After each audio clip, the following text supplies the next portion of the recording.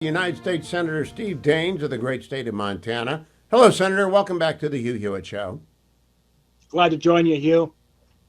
You are here on a big day, both for the Senate Finance Committee release of its bill. But before I go there, you're a close friend of President Trump's. I'd like to read to you his last three posts, both on Truth Social and X. Get your reaction to them. 3 posts ago, we now have complete and total control of the skies over Iran. Iran has good sky trackers and other defensive equipment, and plenty of it, but it doesn't compare to American made, conceived, and manufactured stuff. Nobody does it better than the good old USA. Second post, we know exactly where the so called Supreme Leader is hiding. He's an easy target, but is safe there. We are not going to take him out, kill, at least not for now. We don't want missiles shot at civilians or American soldiers. Our patience is wearing thin. Thank you for your attention to this matter. And then finally, 2 hours ago, unconditional surrender. What's it all mean, Senator Daines? Hugh, I think it's important to step back and put this all in context about the threat of Iran.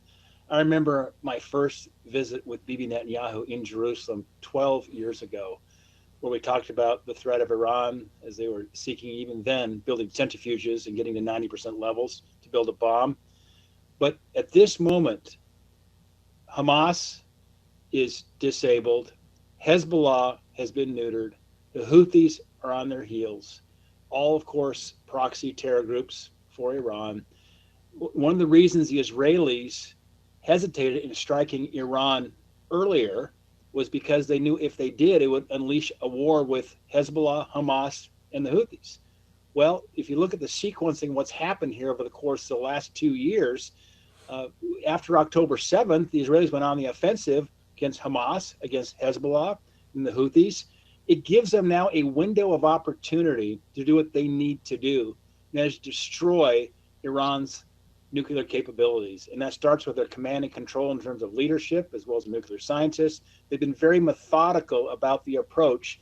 They've taken out about a third of the missile launchers so far. They're controlling the skies now.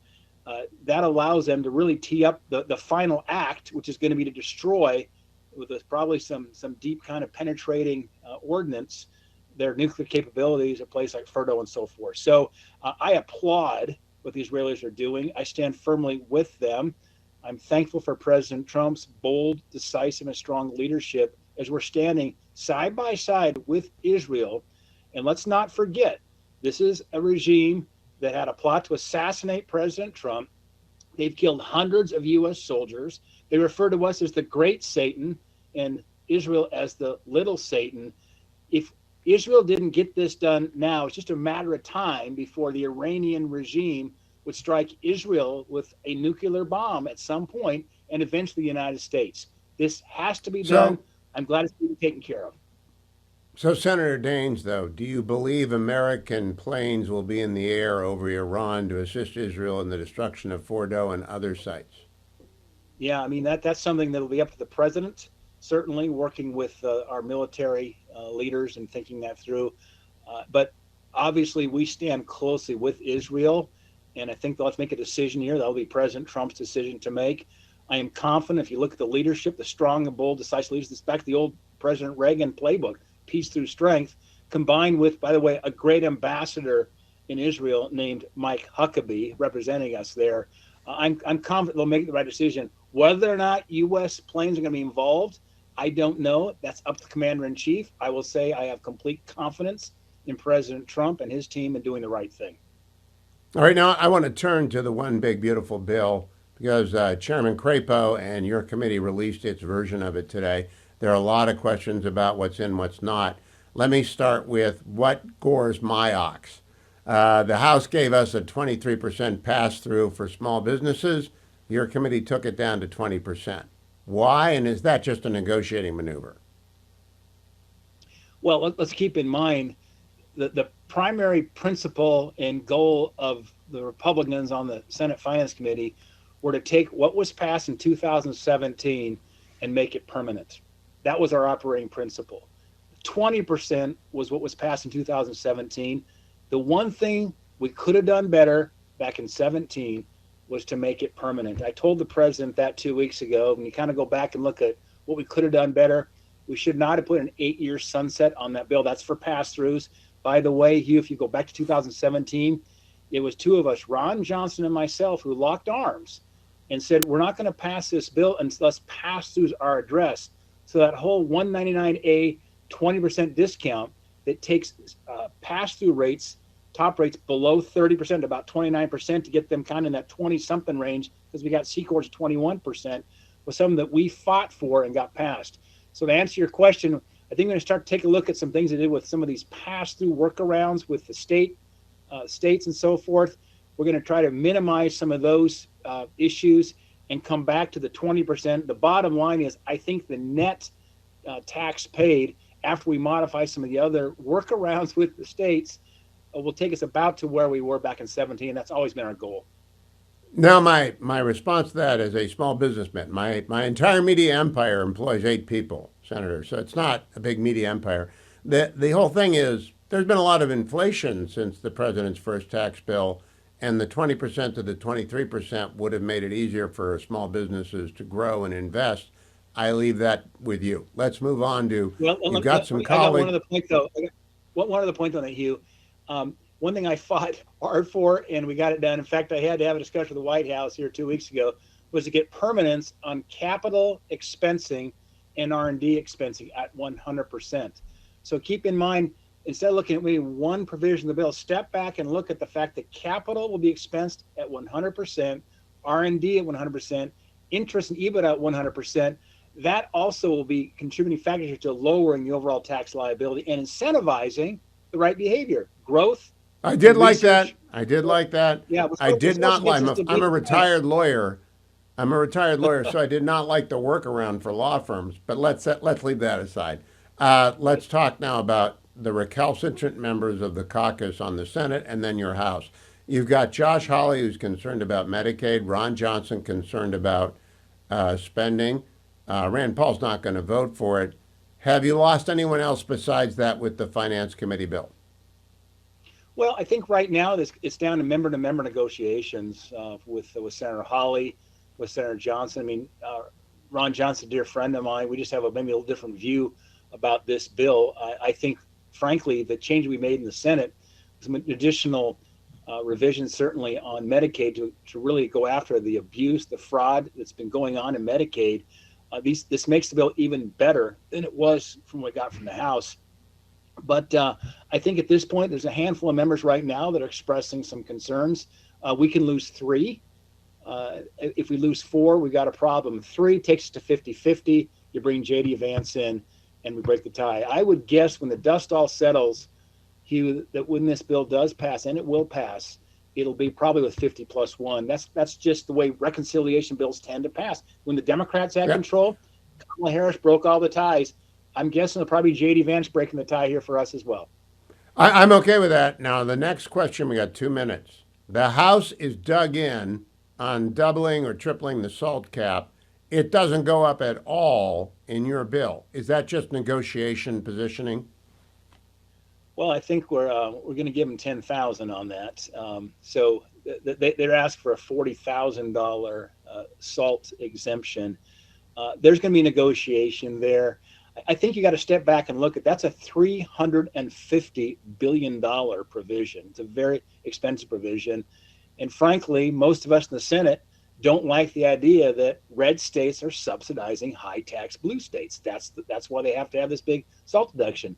But if you ask yourself, why such a huge deduction at 40,000 when you look at the average taxpayer in places like New York and California are paying less than $10,000 in terms of SALT taxes? Why does it have to be $40,000? If you're talking about trying to protect first responders and nurses and teachers and laborers in the construction field, why does it have to be $40,000? That's for the very, very wealthy, the fringe liberal elites, frankly, on the East Coast and the West Coast. So that's why a lot of us from red states have a problem with it. So I think there will be a path forward. There's ways we can put caps on income. If they're dead set on the 40,000, you can take the income caps and bring them down so that basically those wealthy I heard the taxpayers, compromise right there. I heard it. Yeah. I heard it. Steve Daines, you just gave me the tip on that. Does the final bill get to the president's desk by July 4th? The president's asking for it. I think better odds than not we get it done. I think we must do it. Look, got to stop the tax increase. Got to get the debt ceiling here before August. I hope you are right, Steve Daines. Come back, Senator, every time that you need to explain something to me, the slow guy. I love talking to the specifics with you, and thank you for the introduction on Iran as well. Noah C. Rothman is senior political writer for National Review. Noah, a good Tuesday to you. I just want to give you the open floor for your assessment of what's going on in Iran today. Well, I appreciate that, Hugh, and welcome back. So over the course of since Friday, since late Thursday, when this operation began, we have seen spectacular Israeli successes. The elimination of the air defenses, strikes on nuclear targets, the decapitation of the IRGC and the military, the decimation of the nuclear community, holding out in reserve strikes on political officials, which demonstrates the restraint and capacity for climb down that the Israelis left open.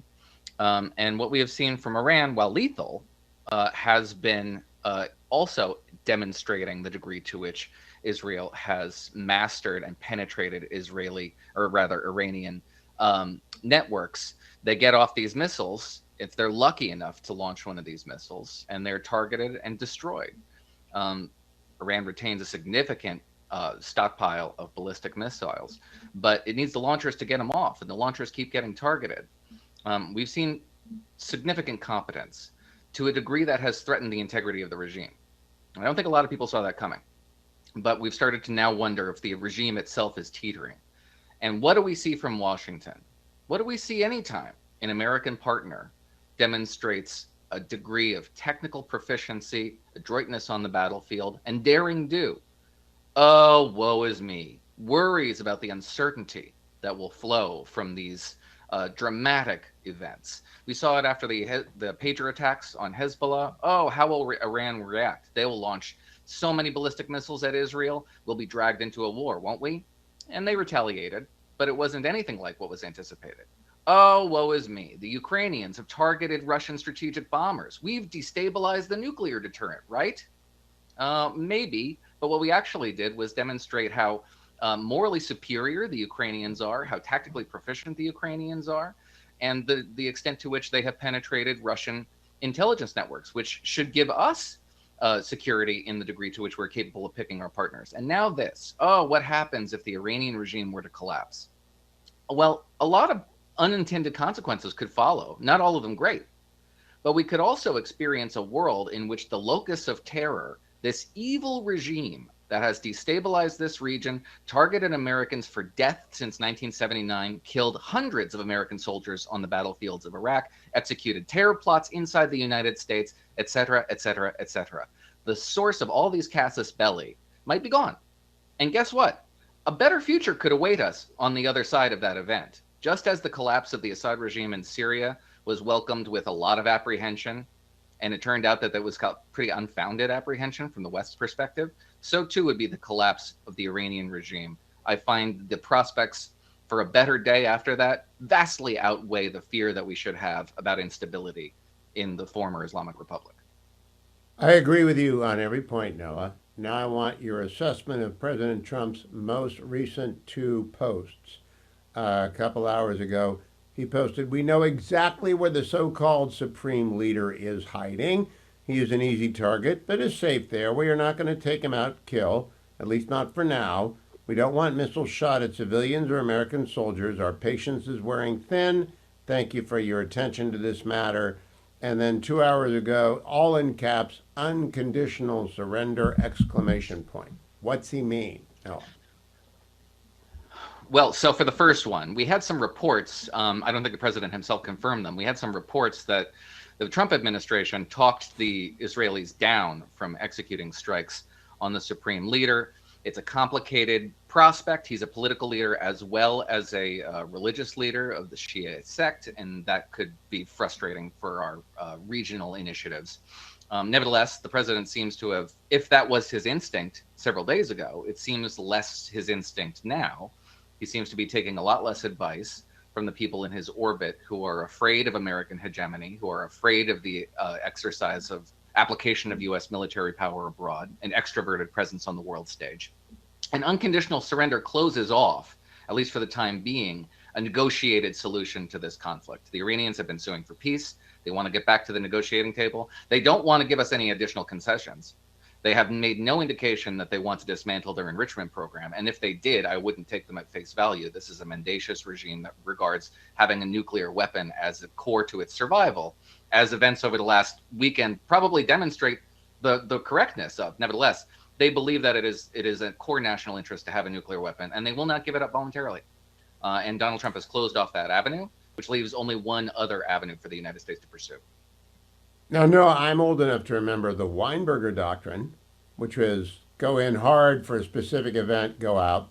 Then its iteration into the Powell Doctrine, which is go in longer, harder, and get out. Then its iteration into the Bush Doctrine, which was to attempt to transform a country from what it was into something we wish it would be. I supported that. And now the Trump Doctrine, which seems to be back to the Powell Doctrine with better weapons. What do you think? Yeah, Powell is massive force, but it was also Pottery Barn, right? You break it, you bought it, Yep. and you're responsible Yep. for it. I don't think anybody is suggesting that the Israelis would be responsible for the reconstruction of Iran after the Islamic Republic fell, if that were to be the case. The United States and the international community may be on the hook for something a little bit more extensive, just in the event that there is a catastrophic collapse and a vacuum of power, and the prospect of all these loose weapons in Iran being exported by non-state actors into and around the region. That would be in our interest to contain. But that's a project for another day, and it's a threat for another day. The threat from the Islamic Republic is so acute. The threat from an Islamic Republic bomb, is so urgent that is the contingency we should be focused on today. Yes, we should be considering about the prospects for the future, events in the future, and unanticipated consequences. We should be doing our best to avoid failures of imagination. But this is all after the fact. The contingency before us right now is Fordo, is the enrichment facility at Fordo, and to a lesser extent Isfahan, and whether or not we are going to take part in its dismantling. And if we take part in its dismantling, that will be the end of that campaign, right? This is not a regime change campaign, not stated as such. And we would possibly negotiate a way out of this conflict in that event, which would leave the regime wounded and teetering, perhaps, but definitely still intact. That is our stated objective right now. And anybody who's saying that this is a regime change war is performing a sort of deconstructive analysis of what people are saying and reading the subtext in between the lines. Now, I would welcome a regime change operation. I think the world would be a better place the day after that regime disappeared. But that is not the stated objective of this operation. The stated objective of this operation is very narrow, very specific, and tactically and strategically smart. It establishes the precedent in which a rogue state like Iran cannot be allowed to have a nuclear weapon. That was the precedent that we allowed to lapse when North Korea had it. North Korea has been a force for destabilization ever since. It hides behind its nuclear weapons, and it engages in destabilizing activity and terrorist activity and drug trafficking and what have you with impunity. That is not something we can allow the world's foremost state sponsor of terrorism to have. To give all its terrorist proxies and be so emboldened by that prospect, they would court much more risk than they already do. We don't want to see that happen. I agree. Noah Rothman and I are in almost complete agreement on everything today. Noah, good to see you. Follow him on X at Noah C. Rothman. Listen to him on the Editor's Podcast from National Review, hosted by Rich Lowry. Joined by Ty Lassiter. Ty is the CEO of Key City Capital. I am an investor in Key City Capital. I have a couple disclosures I always have to make. My wife and I invested with Ty and his gang a few years ago. We're in Fund 3. That's closed. You can't be an investor in it. If you are going to be an investor, you have to be what is known as an accredited investor, and you need to get and read the prospectus. Ty, always good to check in with you, especially in troubling times. I do not know what this market is doing to interest rates and to apartment construction in your business. Can you tell us? Yeah, well, it's kind of going back and forth, and the Fed's going to meet again tomorrow, and they're expecting to set on their stance again with basically let's look and see what these tariffs do. We've seen a slow in the inflation or in inflationary market, and so that's had a positive impact on multifamily housing. It's had a positive impact on our tenant base.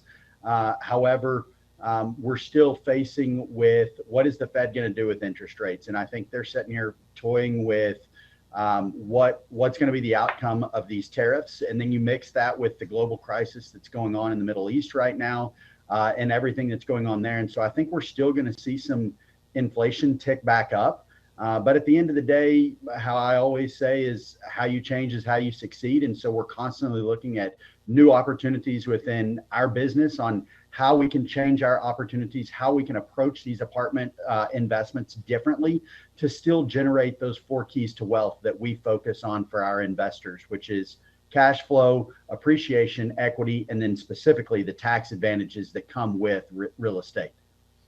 Now, a few months ago, Ty, you told me you were focusing on all cash purchases of apartment complex. Is that still the deal? Are you trying to avoid the interest rate trap completely?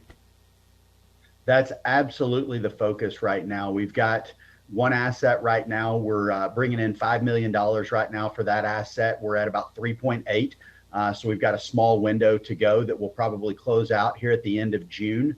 And we'll start acquiring that asset. So it's a fantastic asset. It's already cash flowing. It's a stabilized asset. We're looking forward to that first one being moved into the portfolio. And so that'll be a good opportunity. And there's still significant amount of equity and growth to go along with that.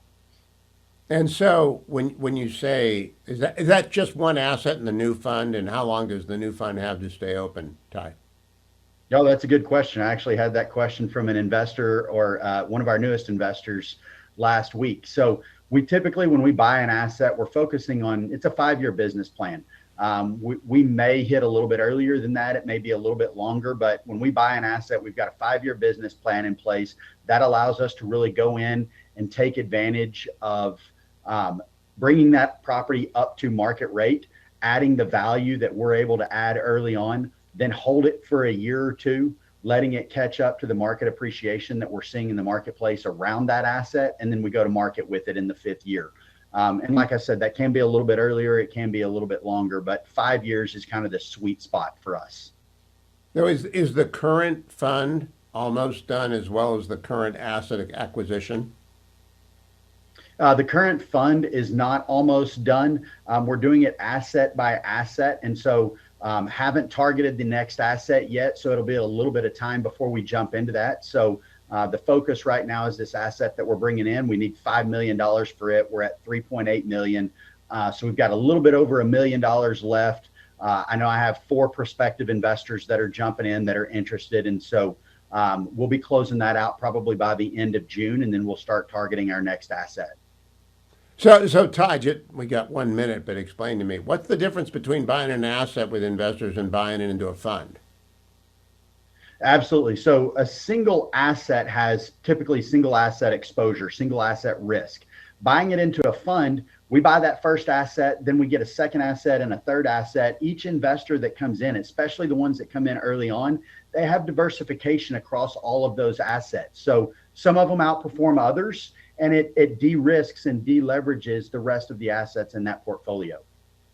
Got it. If anyone is interested, again, you got to be an accredited investor. You should read the prospectus, but it's a great way to diversify your portfolio without all the headaches of owning real estate. Send Ty a note, keycitycapital.com/Hugh, keycitycapital.com/Hugh. Ty will get you the prospectus. You'll take a look. What fund number is this, Ty? Fund 14. We're super excited about this one. All right, fun. Is it all in Texas? It is not all in Texas. It is not all in Texas. We're across the United States, and I know you keep telling me we've got to get into that Buckeye state. So let's make it happen. Got to go up to Ohio and Columbus. I'm telling you, that's never going to stop growing. Ty Lassiter at Key City Capital. Always good to talk to you. keycitycapital.com/Hugh. David M. Drucker is senior political correspondent for the Dispatch. He joins me from Washington. David, what do you make of President Trump's post, unconditional surrender? Yeah, I'm not sure what to make of it other than to take it at face value. because that sounds in a, well, it could be read a number of ways, which gets me back to I don't really know how to interpret it, right? It could be read as a regime change quote, like we want the mullahs to disappear, or it could just mean give up your nuclear program entirely. It could be interpreted as some sort of military surrender. So I think there's a lot we don't know right now, Hugh. Um, Trump becoming more vocal about what he wants out of Iran at this stage is relatively new, right? We know where the Israelis are. We know what they want. We know why they're doing this. The role the U.S. is going to play going forward, beyond what the role we're already playing, and what the president really wants out of this, I think is something we have yet to learn. David, the post by Noah Pollock is a wonderful guide. He said the endless war shrieking is nonsense. He went to war with ISIS. He ended it. He killed Soleimani. He didn't escalate, and it's a pattern with Trump, not unlike the Colin Powell doctrine, not unlike the Weinberger doctrine: overwhelming force, limited objective, achieve the objective, and exit. Do you think that's what he's following? Yeah, that's what George H.W. Bush did with Iraq, achieved the objective and withdrew, even though some people objected. Look, again, I'm not quite sure what Trump is doing, but in the Middle East, he has a pretty good record of acting boldly, but in a limited way. And particularly, he's has a good record of boxing in Iran. That's something he did in his first term. I just want to add that the shrieking, and I like the term, about endless war is such a canard. If you're fighting for your life, you don't just stop one day because, oh, well, this has gone on too long. If you have a national security objective, which is supposed to mean it helps keep your citizens alive and prosperous, you don't just stop one day because you went past the clock. So when people on the left and the right throw around the term endless war, it drives me insane. If we shouldn't be fighting a war, or we can't fight a war, and we're still going to exist the next day, then don't fight the war. But the idea that there are wars we shouldn't fight simply because it's gone on too long or we've been doing it too long. I understand the domestic political pressures that come because voters don't like that sort of chaos and pressure, and they don't like American soldiers dying, and neither do I. But you fight a war because you think it's just, or because you're fighting for survival, and you don't put it on an artificial clock, because otherwise the country could collapse. Now, David, I want to switch completely over to the One Big Beautiful Bill. I began the show with Steve Daines. Dwayne will post a transcript of that. Pretty confident that they can get 50 votes, and then the vice president will send it to the reconciliation process. Do you think it's going to get to the president's desk by July 4? So, Hugh, you know me, I hate these predictions. So I'll play along anyway. I don't think it's going to get to his desk by July 4th, but it is going to get to his desk this year. My sort of timetable, which is sort of by watching this and sort of my gut feel, having covered these things long enough, is I was really looking more at the end of July, beginning of August, as Congress is on the cusp of the August recess. There's just a lot of moving parts here. There are thin margins. There are disagreements that have to be hammered out. It's hard to do this sort of thing fast. And honestly, they're moving at for something this big and with this small of a margin in the House and Senate in terms of the Republican majorities, they're actually moving at a pretty good clip. But the bill that's going to make the Republican Senate happy is not the bill that's going to make the Republican House happy. I've long predicted this thing will get to President Trump's desk one way or the other, and I'm not sure how, other than it will. But I just think July 4th is ambitious. I think Steve Daines tipped a little bit of the final compromise because I pressed him on the SALT cap.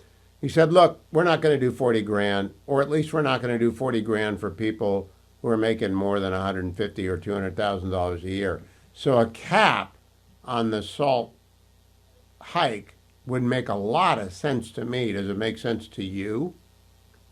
Well, you should ask Mike Lawler and the other New York and blue state Republicans if it makes sense to them. What I will tell you, Hugh, is, that sounds sensible on its face, but there are a lot of what I like to classify as working, wealthy suburban voters in states where this matters, who earn a very good living, which is a lot more than that cap, but have to work real hard and continue to work to maintain it. And I think the question is, do the Republicans that are, at least for now, in the House standing firm on this issue, believe that they can go back to their voters and stand by it? And I haven't done my own reporting to know if they can, but that's really the crux of this. David M. Drucker, thank you for catching up with me as always. I appreciate it. David M. Drucker can be followed on X at David M. Drucker and read in the Dispatch. I appreciate it, David. Time for me to take my relief factor because I haven't done it yet. And boy, do I need it, because I have been going up and down and carrying books and doing stuff in the studio. And all it requires is a little bit of water and the 4 pieces of natural supplement I carry in curcumin, resveratrol, and omega in every package of relief factor. I take it, and I feel great, and it gets rid of all the aches and pains that come with a lot of lifting of books. Every year, there comes a time right before visitors begin to arrive where I try and move all of the books that have accumulated over the course of a year out into a thrift shop. That was yesterday. That was a lot of lifting of books, and tweaked a little bit here, tweaked a little bit there. I don't care. It'll be gone tomorrow because of relief factor. Call 1-800, the number 4, and the word relief if you would like to start with the starter pack. 1-800, the number 4, and the word relief. The starter pack is $19.95. Or you can head over to their website, find that starter pack, $19.95, and get started today on relief factor. Believe me, only supplement I've taken for 20 years. I take it every day. I get my miles in. I trundle, I run, I walk, I do book carrying extravaganzas, and I don't get the minor aches and pains that I used to get all the time, and I credit Relief Factor. Go to relieffactor.com, find the starter pack, and get on board. I want to let you know that we have great sponsors on the Hugh Hewitt Show, and we also have great affiliates. We picked up a new affiliate this week in Port St. Lucie on the Atlantic coast in Florida, and I love covering the country coast to coast. There's just nothing better than talking to the people driving home from work on the Atlantic and then talking to people on their lunch hour in California. I love this time slot. But I want to say to not 1590 WPSL, which is the talk of the Treasure Coast, welcome. It's good to have you here. I have not been to Port St. Lucie, but someday I will get there, trying to make my way through every city of Florida as the years go by, because I love Florida. Don't live in Florida, but I love Florida, the free state of Florida, and we are glad to have Port St. Lucie, the talk of the Treasure Coast 1590, join us. I'm also glad to tell you I have made the switch to Consumer Cellular. Now, Consumer Cellular, you may not have heard of it before. Maybe you've only heard about it on the Hugh Hewitt Show or heard about it on the Salem News Channel. It is a great cellular company, and you don't have to sacrifice service for savings. You save money with great service, and you do so because they use amazing, wonderful technology to deliver for you the very highest quality cell phone service. But you're going to save money. You're going to save money because they don't oversell and upsell you. For example, if you're $50 years or older, you can get 2 lines of unlimited data for $60 a month, $30 a line. Unlimited data if you're 50 years and older, because they know you don't use data like the kids use data. So you might want to go to consumercellular.com/Hugh. Or you just might be one of those people who don't use the phone much at all.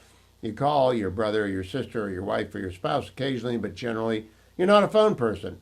Well, they have 5 gig and 10 gig plans that are cheap as dirt, and you want to investigate them. The way to do that, consumercellular.com/Hugh, or you can call them at 1-800-411-4454. New customers get a $5 credit on the first 5 monthly invoices. So visit consumercellular.com/Hugh. I want to close with my friend Rhett Rasmussen and BestHotGrill.com. Rhett and Irene have been friends of mine for a long, long time. They make Solaire infrared grills in America.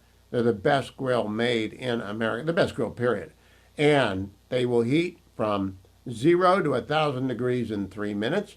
They have all kinds of brands. They're all wonderful. They got the little ones for people who are in their apartment maybe, or just got out of just graduated from college and maybe need a grill. Or you can go all the way up to Granddad's great gift for the Father's Day you forgot. You got to make up some ground. That's besthotgrill.com. Dwayne's got one. I've got two. I love them. You'll love them. You will find that they are the absolute best grill in America. That's why they call it besthotgrill.com. Brett Baird joins me. He's host of the Fox News Special Report. And he did an interview on Sunday with Prime Minister Bibi Netanyahu, which if you have not yet watched, you ought to go back and watch it in its entirety, as it's probably the most comprehensive Q&A that the Prime Minister of the Jewish state has had with an American anchor in as long as I can remember. Brett, congratulations on that. What do you make of President Trump's post unconditional surrender? Hugh, good afternoon. I think this is an escalation for in the president's mind about where this moment is. He's talked now about we own the skies, in that the Israelis and the U.S. He's talked about the success they've had so far, and has been asked about these bunker buster bombs that really can only be delivered by B-2s in the U.S. And I think that they're on the precipice of making this decision. The National Security Council meeting just wrapped up from the Situation Room, I'm told. Excuse me. And, I wouldn't be surprised if there's some kind of action tonight. So, Brett, let's talk about the upside and the downside of the hypothetical introduction of the American strategic bomber into the campaign. If they do so, it's for Fordo. They might also hit Natanz and other things. What are the upsides of that, other than complete destruction of an enrichment facility that threatens the world?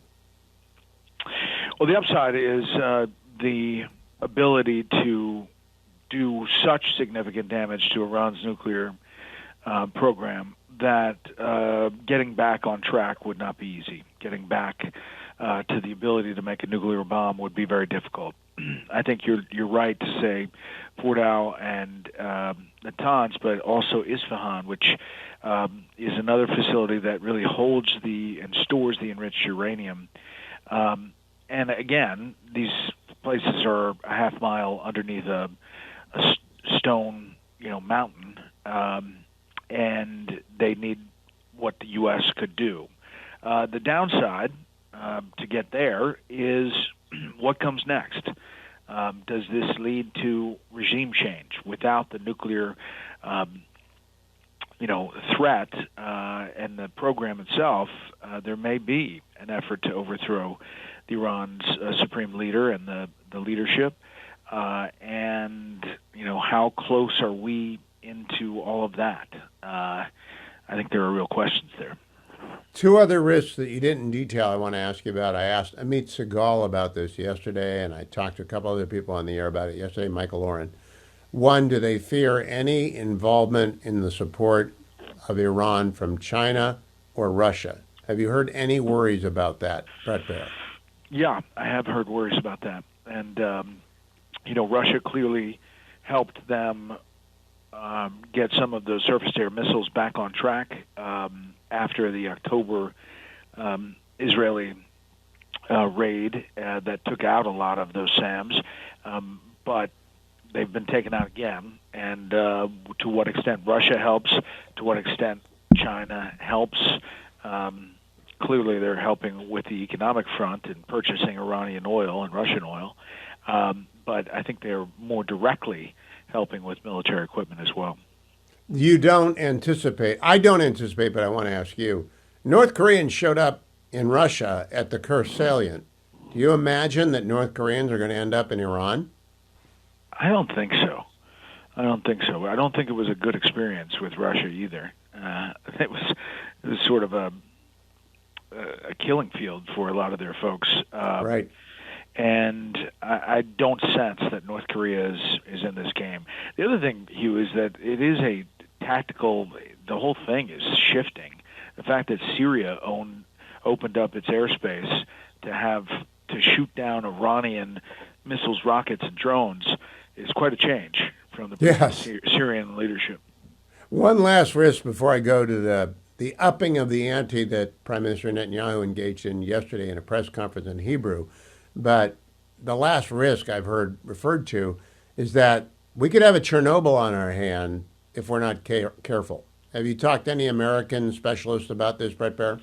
I have, privately, and they have this aircraft that's kind of a nuclear sniffer that made its way over from Omaha, and it's in theater now.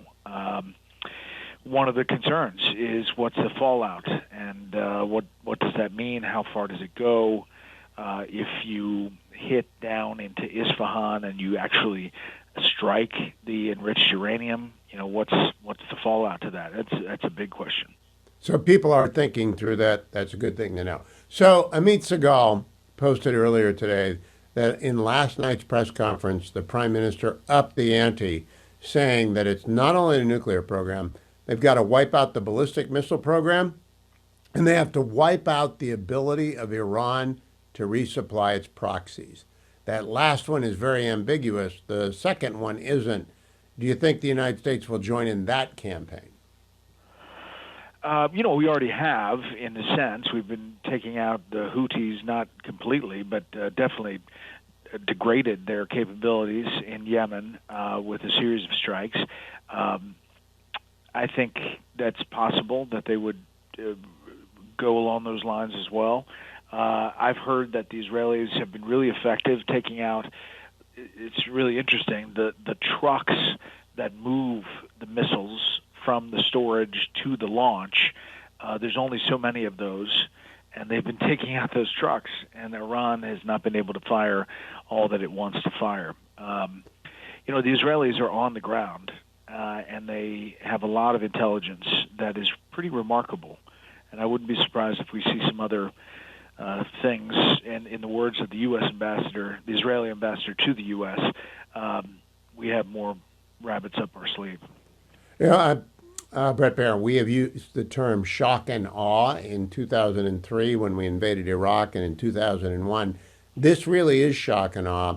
I was talking to Bill Hemmer earlier this morning on America's Newsroom, and Jackie was in as well, that I remember pretty well 1980 to 88, the Iraq-Iran war.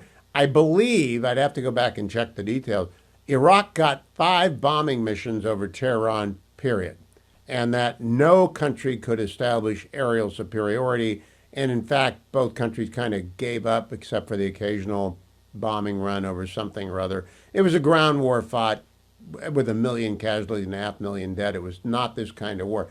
What do you think the impact is on the psychology of the imams? Well, I think the fact that you do have Israeli jets flying overhead unimpeded over Tehran is ominous for the regime. They've been picking off different people. The president said in True Social today, we know where the supreme leader is. We're not taking him out yet. He's very public about some of these things that he's been saying. So I do think it's a psychological impact, and it could affect the ability for some kind of revolution happening. I don't know if it's going to be like the Green Revolution in 2009 that we largely did not support, but there are, at least sprouts of that opposition paying attention. Last question, Brett, kind of a big one. What does it say about the JCPOA and the efforts of Team Biden for the first couple of years to bring Iran back into a negotiated settlement that, in fact, we're here today after 10/7? Well, it tells you it never worked. It was always look at the shiny thing over here as the program continued in different places, probably like 12 different places. Not only that, using the money to then fund proxies, Hamas, Hezbollah, the Houthis, that were causing all kinds of trouble in the region. You've seen these statements, Hugh, from Saudi Arabia and UAE at the very beginning, denouncing Israel's action, but you haven't heard much from them, in part because they're silently hoping the Iran that they know is going to change dramatically in coming days. Now, the Iran that attacked Saudi Arabia's oil production fields, that's going to be gone, I think, at the end of this. Brett Baer, congratulations on the interview with Bibi Netanyahu. Thank you for joining me. Have a good show tonight. All right, we'll see you.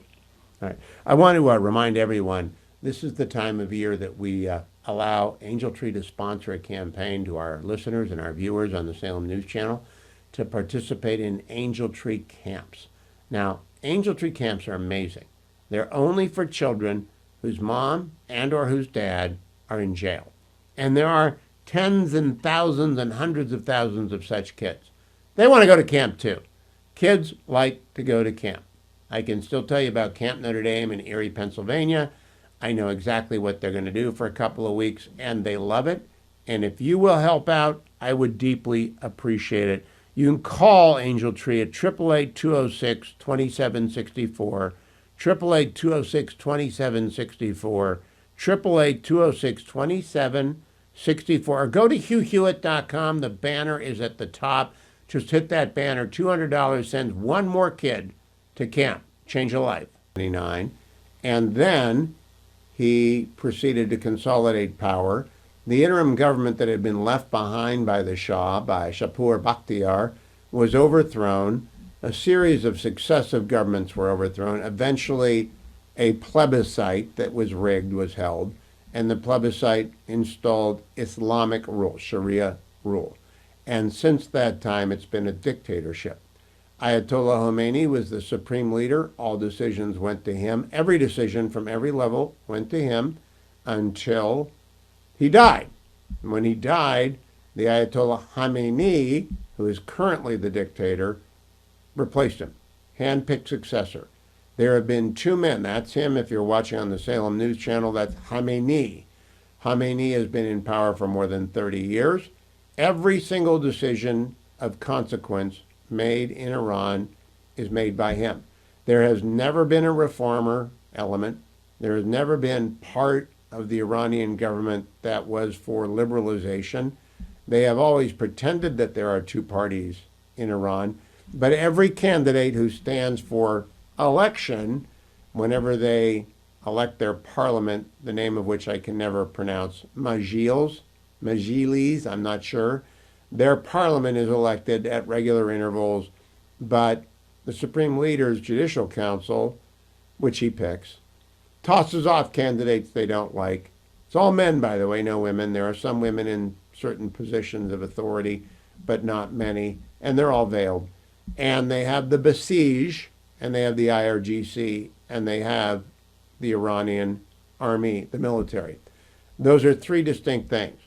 The Iranian military flies the few jets that they have, operates their tanks. They do have a conventional force. That's the Iranian military. Then they have the Iranian Revolutionary Guard Corps, which is a second army. It is called the Vanguard of the Imam. And the Iranian Revolutionary Guard Corps exists for the simple purpose of maintaining the power of the supreme leader. And they are ruthless. They're good. They were led for a long time by, in its most lethal arm, the Quds Force, Qasem Soleimani.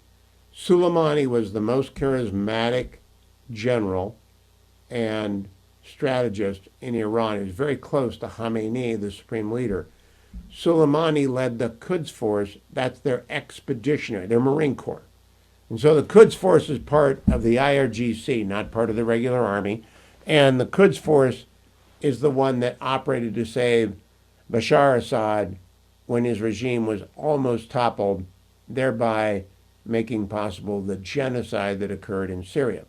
And the genocide that occurred in Syria took at least 500,000 lives, and that's on the head of the Iranian Revolutionary Guard Corps, and specifically the Quds Force.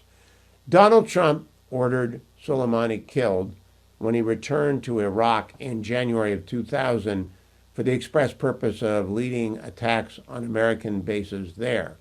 In response to the taking out of Soleimani, the first ballistic missile launch of Iran against the United States occurred then. It was aimed at Al-Assad base. Either our intelligence, Israeli intelligence, or the Iranians told us it was coming. We nearly completely evacuated the base. Some soldiers were injured. None were killed. At that point, we both step back from escalation. And Donald Trump said, okay, you didn't kill anyone, don't do that again. And the Iranians didn't do it again because they are afraid of Donald Trump. And now he gave them he returned to power. In the interim, Team Biden came in, almost a complete replica of Team Obama. Team Biden came in. When Team Biden came in, they took away the sanctions, the maximum pressure campaign. They recapitalized the terror networks. They recapitalized Ayatollah Khamenei. They kept Iran financially alive. Team Biden leaves because the American people vote overwhelmingly for Team Trump. Trump comes back and he says to them, hey, you have 60 days to negotiate the destruction of your nuclear program. And there are three components of that. There's enrichment, there's refashioning of the enriched uranium into fuel pellets, which can be put into a bomb, which is the third part. So, as enrichment, making of the bullets or the pellets, weaponization. The weaponization is, can we get them to work on a warhead to go off on the same time? They're all very complicated processes. They have mastered enrichment at least 2, and many suspect 3 facilities, and they've got a lot of it, and they've exceeded what is needed for civilized nuclear power, 3.6%. They're up to 60%. They're a week away from having the enriched uranium that they need to fashion into pellets. We're not sure where they are on that phase, and we doubt that they're in the weaponization phase, but they could be close. They're lurching for it. That's why the murder of the nuclear scientist was necessary to set back that part in particular. They killed their Oppenheimers. Israel killed the Oppenheimers of Iran, and a good thing on them. They've set back the program, but to destroy it, they have to destroy Fordo. Fordo is under a mountain. Fordo is near the holy city of Qum. Don't much care if it's a holy city. I care about the fact that it's a mountain. They can hit the mountain without hitting the holy city.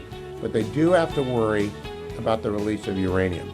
American Federal is our sponsor that always has me check on the market this time after the market is closed. If you're going to buy or sell gold, do it with Nick Rovich and his team at American Federal. Their phone number is 800-221-7694. That's 800-221-7694. You can always go to AmericanFederal.com. When you talk to Nick and you tell him you want to buy or sell gold, tell him you were sent to him by me. I think he's fabulous. I buy my gold from Nick. You should too. Be diversified. Always have a little bit of precious metals. Here's Wall Street today. Bad day for everyone. Dow down 0.7%. The S&P down 0.84%. NASDAQ down 0.91%. Gold dropped 0.4% to $3,404. That's still so much higher than when Nick became a client, began to sponsor on the show. I believe we were still in the 2000s, so it's been a steady march up without a pause.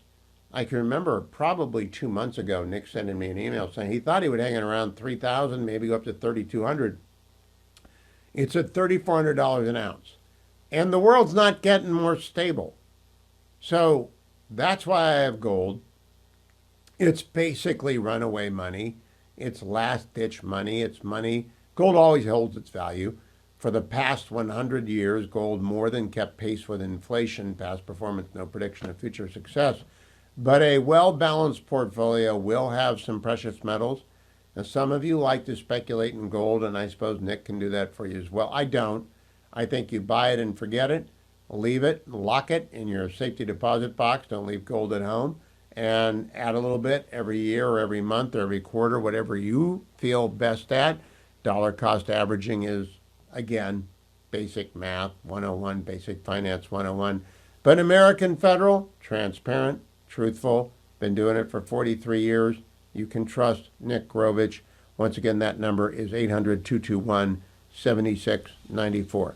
Now I want to catch up with what President Trump had to say on Air Force One last night. He left the G7 meeting in Canada a little bit early.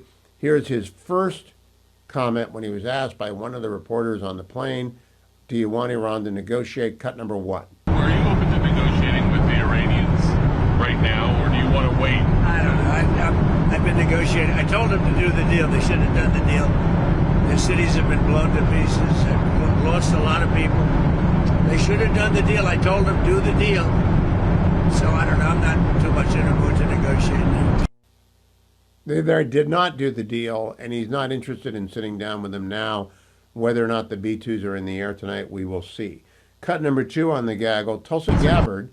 Wait a minute. I want to set it up. The Director of National Intelligence, Tulsi Gabbard, had testified that it was the American intelligence community's conclusion that Iran was at least a year away from a weaponized device. Israel had a different conclusion. President Trump was asked about DNI's Gabbard's conclusion. Cut number 2. You've always said that you don't believe Iran should be able to have a nuclear weapon, but how close do you personally think that they were to getting one? Because Tulsi Gabbard testified in March that the intelligence community said Iran wasn't building a nuclear weapon. I don't care what she said. I think they were very close to having it. I believe there is also a record of the intelligence community being wrong on Iran and nukes, and I don't trust them. I don't, not that they're purposefully getting it wrong. I just don't think they know.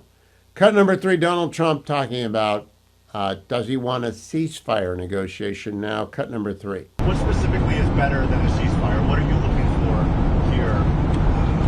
An end, a real end, not a ceasefire. An end. So something that would be permanent. Yeah, or giving up entirely. Is That's that okay too. Are you close there? Is that possible? Is that possible in the next 24 Why not? Certainly possible. Complete give up. That's possible. Yeah. Give up. Now, that does not mean regime change. All right, I think people need to understand that it is not regime change. That's give up. One more cut number 4. Remember, Iran cannot have a nuclear weapon. It's very simple. We don't have to go too deep into it. They just can't have a nuclear weapon. That's what he told me in May. That's what he's told me before. It's what he's told everyone who's ever asked him. They cannot have a nuclear weapon, period. End of story. Let me remind you, Angel Tree is needing your donations now. It's our last week of asking for you. They've been sponsoring it for a month. You've been so generous. But if some one of you is out there and you've been thinking, I want to send a kid to camp, and you just put it off, don't put it off, because they got to close down the enrollment. They got to figure out how many kids they can sponsor. It costs $200 to send a kid to camp. All you have to do is head to my website, hughhewitt.com, and find the banner at the very top. Or you can call Angel Tree at 888-206-2764, 888-206-2764. Byron York joins me as chief political correspondent for the Washington Examiner, Fox News contributor, regular guest on the Hugh Hewitt Show here on the Salem News Channel. Byron, first of all, any reporting on what the National Security Council decided today? No. I don't know what they decided today. I will say that looking at Vice President Vance's note, which he published on Twitter a couple hours ago, maybe 3 hours ago, if the United States were going to go ahead and drop the bomb itself, that's what they'd say. I don't know what that means, but that's how I read Vance's statement. So you are like Brett Baer and expect something to happen tonight, because that's what I think. Well, I wouldn't be at all surprised, and I think the thing to remember here is the Soleimani matter, where the United States effectively dropped a bomb on Soleimani, and really the blowback was just not very much at all. It certainly wasn't what it would have been predicted had anybody known the United States was about to do that. So I kind of feel like something is coming soon. Domestically, I'm very interested to see how this affects, parts or all of the MAGA coalition, and then that'll be that. Well, let's talk about that. I will also say I don't know if they'll act ahead of the arrival of the Nimitz in the event that Iran has surprises of which we are unaware, and the Nimitz is on the way there, so maybe it's 2 days, but I expect it tonight. So, Byron, I was on with Bill Hemmer this morning, and he asked me about this, and I said to him and Jackie, there's a difference between loud and large. There's a loud part of the MAGA coalition that does not like involvement in Israel's wars for a variety of reasons. One of them, Dave Smith, I think, is borderline anti-Semitic, but I don't know. There are others who are anti-Semitic, and then there are others who are isolationist. But I think they're loud. I just don't think they're large. What do you think? Well, I don't know how many people they represent, how many people in the MAGA world agree with them. But I do think, go back to Soleimani, not that MAGA was saying, "Oh, don't ever kill Soleimani or we'll leave," but the fact is, Trump did something. It was widely viewed as very edgy, kind of way out there, and there were predictions of disaster for a little bit, and then everybody moved on. Nobody really talks about it now. So I think that's kind of the way Trump looks at it. Look, I do not particularly like the idea of the United States bombing Iran, but apparently this is what the president has decided to do. My feeling about Iran and nuclear weapons is that it's kind of difficult to say they'll never have a nuclear weapon. The whole point is to always keep them away from having a nuclear weapon. And clearly, if you watch the Netanyahu interview with Bret Baier a couple of days ago, Netanyahu said, and I think we all just can see it with our own eyes, that they've really set Iran back quite a bit. So I don't think they're close to having a nuclear weapon as we speak. And just make sure they always stay a couple of years away from having a nuclear weapon, or, assassinate the right people, blow up the right thing, and keep them away from having a nuclear weapon. Yeah, I think there's more than a couple of years. It doesn't end the possibility if this regime stays in place, but it does significantly raise the cost at the same time that their ring of fire has been effectively doused. Amit Segal is a Bret Baier of Israel sort of figure.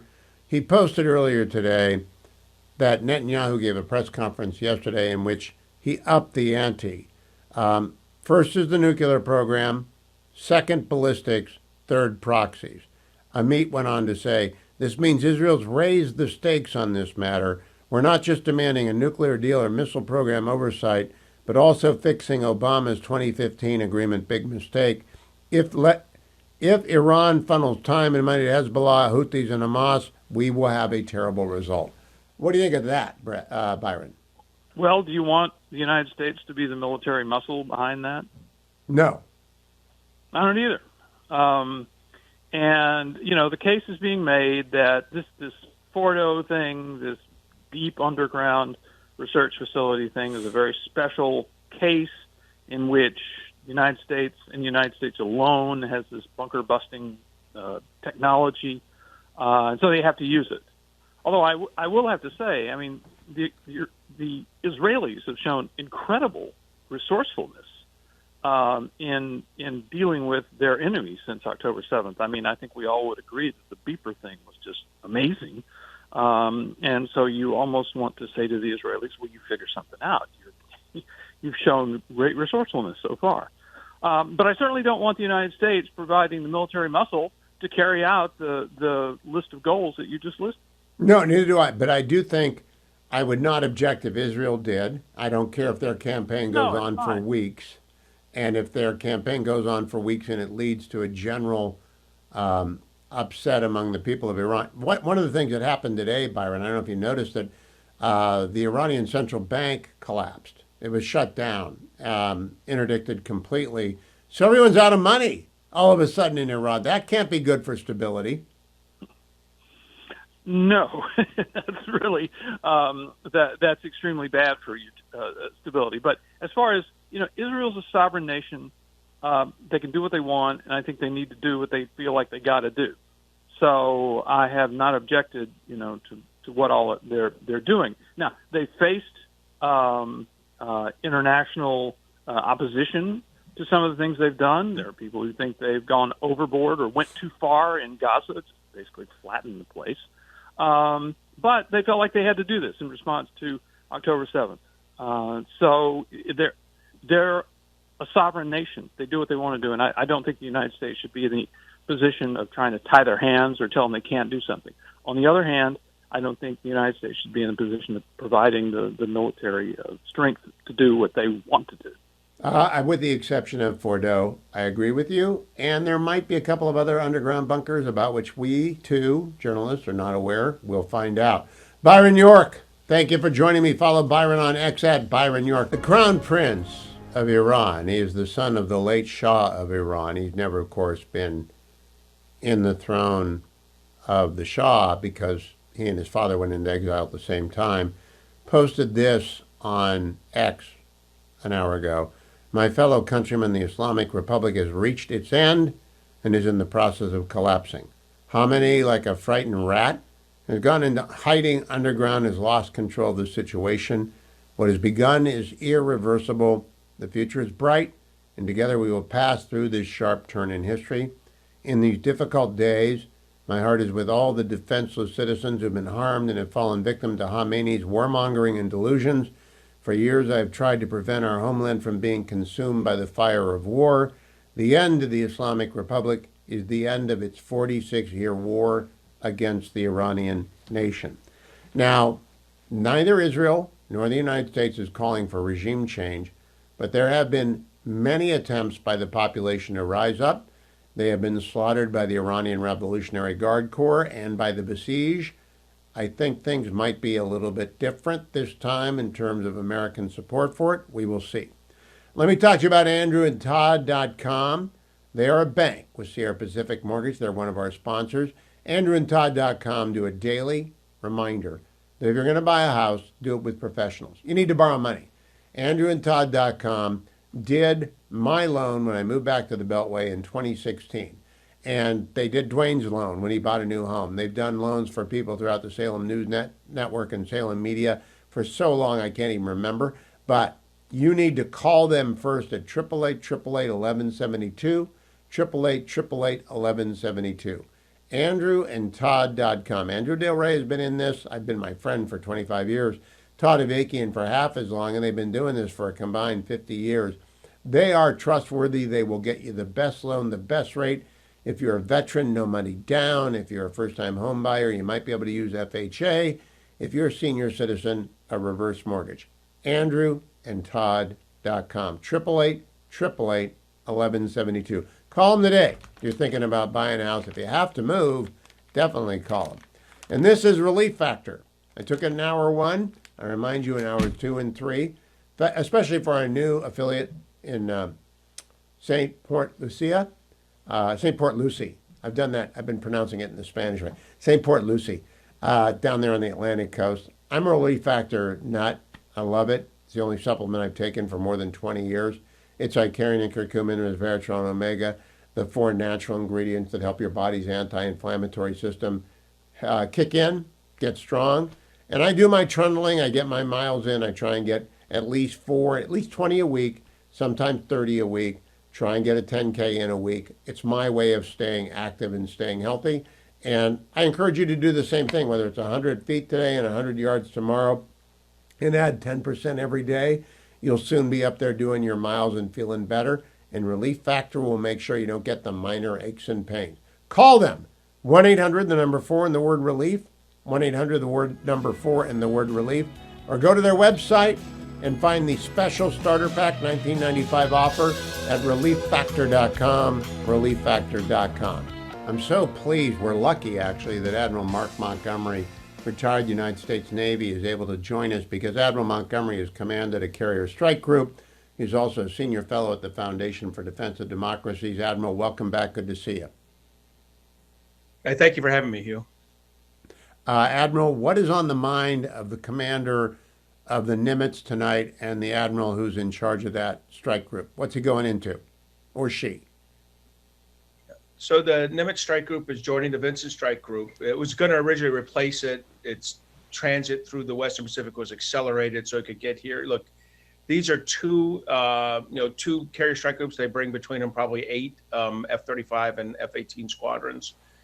So somewhere in the vicinity of 90 to 100 strike aircraft.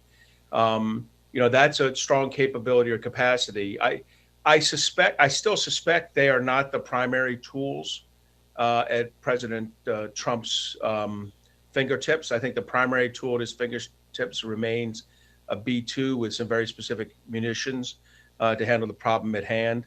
And just knowing how President Trump is treated, he's been very careful in how he enters, potential warfighting environment. He has not been overly aggressive, and he has made it very clear he eschews war as an aim. And so I don't believe the Carrier Strike Group is probably the number one tool, but they will be used if there's any Iranian action against U.S. forces in the Middle East. That's what I thought the message was. Now, Admiral, talk to me about the B-2 and its capability vis-a-vis Fordo and where else it might be used in Iran. So the B-2 is, our stealth bomber. We have 18 or 19 remaining of an original purchase of 20. It is a highly capable long-range bomber that carries. It is the only plane in the U.S. inventory, and really the only plane in the world, that carries the massive ordnance penetrator, a 30,000-pound munition that is widely understood to be the only munition, maybe not used singularly, but in pairs or even more, that can significantly damage a deeply bunkered facility like Fordow, which is the remaining nuclear active facility in Iran that's part of their enrichment program. It takes the 5% enriched using about 3,000 centrifuges and can take it to a nuclear, to a weapons grade uranium. So, it's obviously the number one target remaining for the Israelis, and one that can only be serviced by the U.S. Air Force. Now, if 1, 2, 4, 8 massive ordnance bombs fall on Fordo, what's it create? Does it create the risk of a nuclear release? So I'm hoping for more than one, but we'll get this, when you get some number on there, what it creates, I believe that we are smart enough in our targeting, smart enough in our weapons design, that we are not creating a contamination problem. This is not a nuclear, uncontrolled fission problem. That's not going to happen. As you know, I was a nuclear engineer in the Navy. I have a reasonable understanding of that. That's not what's at risk here. There is some risk, extremely small, I think, of some kind of small contamination spread, which, by the way, exists every day around these facilities. But they're in an earthquake area, things like that. Having said that, I think the U.S. Air Force is very smart about this. We also have sniffer aircraft that look around for that kind of capability or that kind of issue happening. And so we'll be watching very carefully. But, the Israelis struck facilities in Iraq and Syria, back in 40 years ago and 20 years ago to kind of remove this exact kind of problem without that kind of serious contamination spread. Now, Admiral, today the Iranian central bank shut down a cyber attack. You were the executive director of the National Cyber Solarium. Do we have to worry about this sort of thing happening to us as well? 100%. Now, look, not just from Iran, but from China and Russia. Look, and North Korea, all four of the axis of aggressors, all four of those countries have recognized that an excellent tool to use against the United States is our cyber tools. So there are significant threats to our homeland, to our critical infrastructure, our electrical power grids, our water systems, our energy, our energy distribution, the financial services, transportation systems like ports, aviation, and just so you know, I know that everyone knows it's true. Director Wray of the FBI a year and a half ago made it very clear that the Chinese, with an advanced persistent threat team known as Volt Typhoon, had penetrated most of those systems I just mentioned and done what's called operational preparation of the environment, or put in accesses they could come back to later, or even malware that they could energize to put the U.S. critical infrastructures at risk. So the short answer is yes, we are vulnerable, and yes, our adversaries know it, and all of them are capable of it, much more so China and Russia than, say, Iran. So are we going to watch? I assume Israel is very capable. Are we going to watch how quickly Iran can put their central bank back online as a test of how quickly countries can recover their key assets? Yeah, this is going to be an interesting one. Iran's an unusual banking system. They're isolated from much of international banking. So we'll have to see how quickly they get their domestic services back up, how that quickly they're able to do their primary missions. But it will not be a good measuring stick for, say, the United States, but it could be a good measuring stick for other regional powers like this, understanding how vulnerable their critical infrastructures are. Again, no one's as vulnerable as us, but also no one has as good an offensive systems as us. And I would say if there's a second to us in terms of skill set, it's probably Israel. But China and Russia have a lot of capacity to do ill. Now, as a career warrior, Admiral, and an aviator, how do you generally assess the Israeli 96-hour offensive now? Yeah. So I commanded a carrier strike group. I was, in fact, a black shoe. I commanded a destroyer. So I'm going to have to come visit your studio later. I have been very impressed. This was an excellent 96-hour strike. They established air control and air superiority so that they can operate first with their stealth aircraft, now with their less stealthy aircraft, and apply precision munitions at their will. And they have done significant damage to nuclear facilities such as Natanz and Isfahan, to the remaining air defense systems, and probably most importantly, to the ballistic missile launch infrastructure that allows probably at the time 300 launchers that allowed the Iranians to launch up to 3,000 ballistic missiles. So far, the Iranians have only launched about 250 to 300, but that ability to do waves of 50 to 60 is being decimated right now. So, in terms of having air superiority, Iran fought a 10-year war with Iraq. Neither side ever achieved anything remotely like air superiority. They both kind of gave up. What kind of impact does this have on the psychology of the IRGC and Khamenei? It's got to be significant. I mean, I think they knew Israel was good. They didn't share Elon Musk's belief that the F-35 was a dinosaur, but they've come to understand. They've come to understand to what degree the F-35 is a significant game-changing advantage for the owner and operator of that F-35, especially the Israelis with the quality of their pilots, and the United States and maybe the United Kingdom. I mean, there's others, but those are the some of the top planes plus trained pilots combinations you have. And look, you can also go to Russia, Ukraine, and see that the lack of air power over that battlefield has made it much more static along lines of control with, I mean, there's been innovation there, but the innovation doesn't involve, what we consider traditional air power. This is Israel demonstrating the value of having a high-end military that can impose its will on an adversary. Last question, Admiral. The oil and gas export facilities of Iran are concentrated on Karg Island and at one port.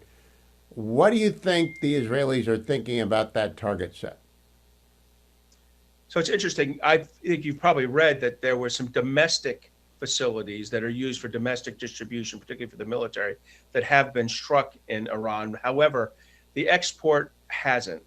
I don't know that that's them bending to a request from the United States necessarily, but it might be Prime Minister Netanyahu deciding how much do I want to, how do I treat the Iranian people and their quality of life, their economics? Because if he destroys Karg Island, Iran will have a significant degradation in their GDP for this year and next year, kind of a life-changing one for a lot of people. So he's held off so far, Netanyahu, but it's certainly an absolutely legitimate target set for Israel to strike.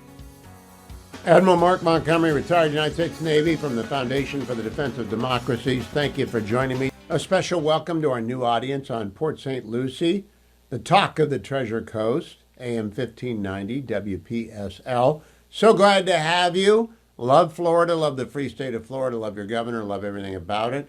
And thank you for joining us. My number is 1-800-520-1234. Don't do a lot of calls on the program. I'm usually interview driven. But today we're going to open that up. If you're in Port St. Lucie and you're driving around, that's the only call we'll take. 1-800-520-1234. Because I got some other stuff to do. First, I got to tell you about Relief Factor, especially if you're a new listener in Port St. Lucie. Every hour of every program, I will tell you about this. I embed it in the content because I take it every day.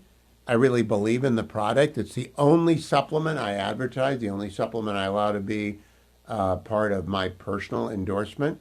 And I've been taking it for, my goodness, close to 15 years now. I think it works.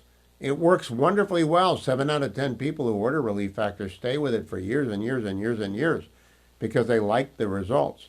What you do when you get your first order, you can call 1-800-4 and the word relief, 1-800-4-RELIEF, is take it 3 times a day for a week, then twice a day for a week, and then once a day for a week. Then you've got the levels of Icarian, curcumin, resveratrol, omega in your system that should help your body respond to exercise, movement, and all the sorts of things that cause minor aches and pains. My brother-in-law had to go to the chiropractor today. He did something. He digged something. And you know what? It's not magic. What Relief Factor does is help you exercise, help you move, help you get around. But if you tweak something, it's not going to solve it overnight, but it might help you over a little bit of period of time. So give it a shot. Call 1-800-4 and the word relief, or go to relieffactor.com.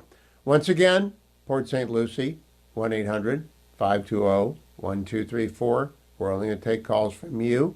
If you want to just say, I hate you, or I love you, I'm glad to have you in town. I see you on Fox, I see you on the Salem News Channel. Good to hear you in my car. By all means, let me know. The Talk of the Treasure Coast is a wonderful affiliate. Let me also tell you, though, I am an evangelical Roman Catholic Presbyterian, and I care a lot about faith-based organizations with great track records, one of which is Prison Fellowship, and especially their Angel Tree ministry.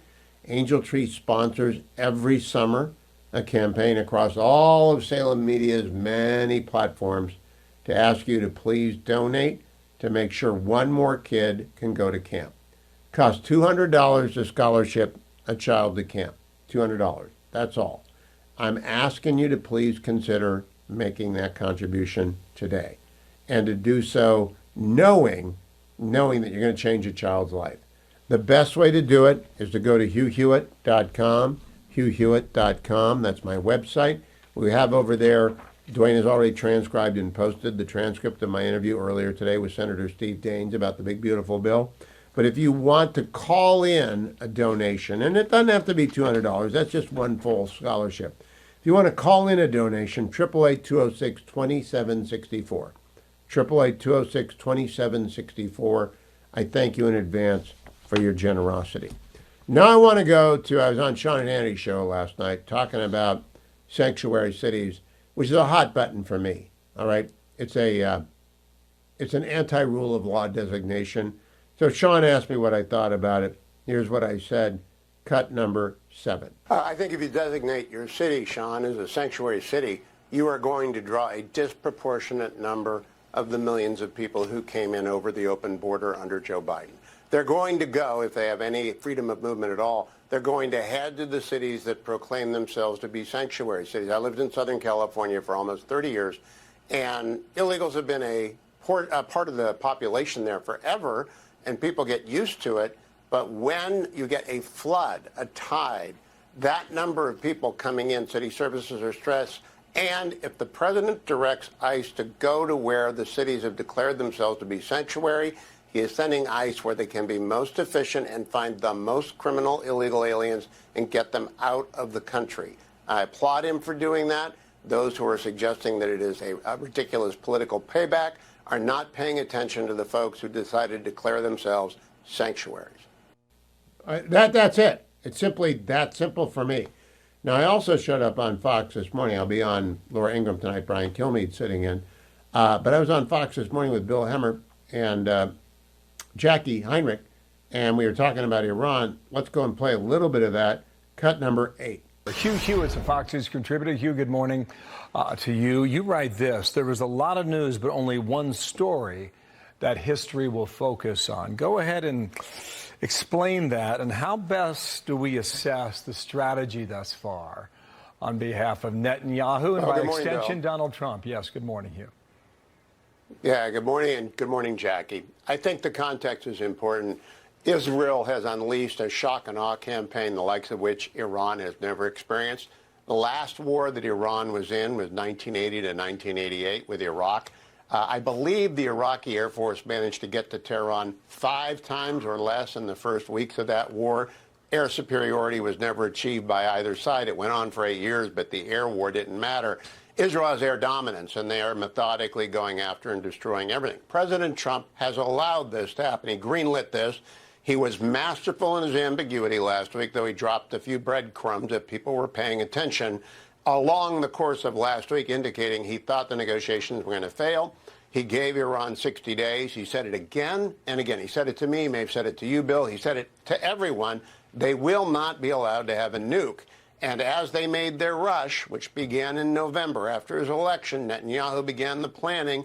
Those two men, Netanyahu and Trump, have arranged for Iran to feel jolts of the sort they have never felt before. And I think the Ayatollah Khamenei may be the most inept and erratic fanatic to ever run a major power. It's not a nuclear power, but it's a major power. And every decision he's made has been bad. His entire strategy, built up over 30 years to surround Israel, is in ruins because Sinwar went early on 10/7 with that horrific massacre. And Israel has methodically reduced all the threats, and now they're going to reduce the threat from Iran. So, Hugh, Israel's obviously been saying that for this to be considered a success, you've really got to take out Fordo and eliminate the nuclear capability. The president seems to be pretty aware that this is a contentious decision, even within his base, trying to distinguish between how you can be America first and still potentially have to intervene in something that he said he would not do, no new wars during the campaign. Is this a binary choice for the president? No, Jackie, good question. I think it's a spectrum choice. He can choose to come in very hard, very early and join Israel in shock and awe, or he can just continue to allow Israel to operate for as long as they need to. I want to distinguish, though, among the president's overwhelming majority last November. There are some loud voices and there are a lot of large numbers of people. The large number of people support President Trump. There are some very loud voices that do not like Israel, do not want to get involved in this, and the president has shut them down or told them he's going to ignore them. Doesn't mean he's mad at them, just said, you're not in this particular discussion. He's meeting with his National Security Council. The National Security Advisor and Secretary of State, Marco Rubio, is a hawk when it comes to Iran and has been for decades. So I think the president will get excellent advice from Pete Hegseth, excellent advice from Rubio, excellent advice from all of his military commanders at CENTCOM on down. And if we choose to do it, if Israel needs us to do it, I heard the president in the clip you play, they will not have a nuke. That must be the 1,000th time he said it. If that means... That is the 1,000th time he said it. He said it again today. He means it. James Lilacs is my guest, as in jameslilacs.substack.com. He's the host of the Diner podcast. He is a humorist extraordinaire, but today, James, it's not a funny week. It's kind of a different week. So I just want to ask you your reaction. Where do you think this fits in our relatively the same lifetime in terms of significance? Big, very big. I mean, Hugh, as long as we've been talking about things on this show, going back to 9/11, post 9/11, we've known that Iran is at the center of a great deal of the things that bother the world and bother the United States and the region. And it just seems as if nothing would ever happen between the kicking down the can, between the palace of cash, between the illusion that somehow there's talking to be done and a problem to be solved through mutual understanding. Everybody knew that it was going to come down to this. And here it is. The question is, what is the United States' involvement going to be right now? It seems to be a lot of assets in place. And it seems to me also that maybe there's the possibility that one of those really, really, really, really big bombs that we have might come into play here. It's extraordinary. But again, there's a meme on the internet in which somebody is glowering and says nothing ever happens. And a crisis after crisis comes, and people say that no matter how much it seems as if something epochal is going to happen, it's going to change the board. It never changes. Nothing ever happens. Well, something has happened. It's something that happened quite extraordinarily. No, I want to feel free to say that's the dumbest thing you've ever heard. But I said on air the other day, 1989 to 1991 was the first big earthquake of my adult life. The second big earthquake was 9/11 through the invasion of Iraq. And this is the third, because there's nothing like it. And I mean, I just want people to realize it. I think it's up there with those two. Do you agree? I do agree. I do agree because, I mean, you could even say that this is the fourth because the first was the fall of the Shah and the installation of Ayatollah Khomeini. That is the event, the significant event from which so much of this misery has come. And a lot of people are approaching this with no sort of they've taken the etch a sketch of their mind and turned it upside down and given it a vigorous shake, as if we have not been in conflict with Iran since 1979, and we have. And so, no, that wasn't the dumbest thing that I ever heard at all. I was going to say that yes, it was because it competes with many other things that you've said, Hugh. But we've only got one segment. We really want to. I want to go back to '79. I was in San Clemente, sitting on a couch most mornings with Richard Nixon and Ray Price, watching the Shah fall, and Nixon saying, "This is very, very bad." I don't think Jimmy Carter had a clue. Do you? I remember a lot of people in college who had liberal sympathies who were delighted by the rise of the Sandinistas and by the rise of Khomeini because they saw it as a new age in which the people's voice would finally be heard.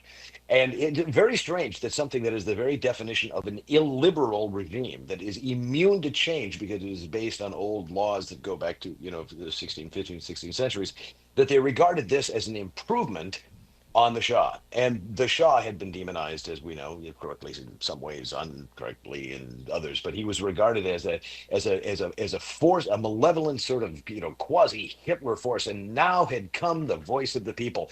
It didn't matter that what the voice of the people was going to do was to drag the country back and transgress all of the norms that they supposedly believed in as good liberals. It didn't matter. It was an instinctive anti-Western bias that they were reflecting that said that that now it's going to be something truly honest and organic to their society. Nobody was surprised by what happened after the Shah fell, but here we are, Okay. 40 plus years later.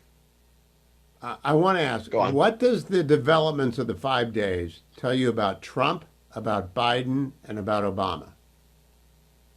Well, that Obama, the idea that they were going to reach some sort of arrangement with them, they're going to placate them, that they're going to bring them into the community of nations and sacrifice Israel and common sense. That shows you exactly how gaseous their whole notions were and how much they misapprehended the realities of the region. As for Biden, what did he do that, we're told constantly that Trump ruined things because he pulled out of agreements. The agreements were there simply to maintain a long period of jabber during which Iran would get the bomb. What it tells me about Trump, I don't know, because we're going to have to figure out later if the misdirection, if the public controversy, if all that stuff was part of a clever plan. I tend to think it was. But it shows that he's absolutely serious. What did we hear today? Unconditional surrender. We're not going to kill him yet, which is an unusual thing for a world leader to say, but one would prefer that sort of clarity to just simply saying, yes, a ceasefire is our true objective here. No, the objective is, as he put it, the end.